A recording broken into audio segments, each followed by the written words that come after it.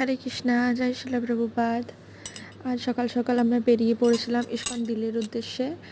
ISKCON দিল্লিতে আজ ছিল শ্রীমৎ জয়পতাকা স্বামী গুরু মহারাজের শ্রীমৎ ভাগবতম ক্লাস।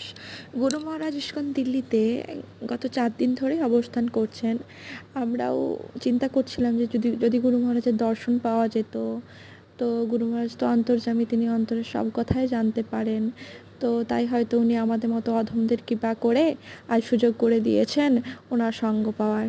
তো আমরা বেরিয়ে পড়েছিলাম মহারাজের শ্রীমদ্ ভাগবতম ক্লাস অ্যাটেন্ড করার জন্য। মহারাজের শ্রীমদ্ ভাগবতম ক্লাস ছিল মন্দিরের অডিটোরিয়ামে সকাল 8টা থেকে।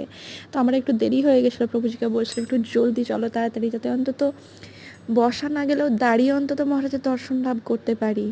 তো আমরা এইভাবে মহারাজের চিন্তা করতে করতে মহারাজের ক্লাসের জন্য এগিয়ে চলেছিলাম। আপনাদের সকলকে মহারাজের দর্শন করাবো, সকলেই দেখতে থাকুন। জয় শিলা প্রভুপাদ, জয় গুরু মহারাজ কি জয়।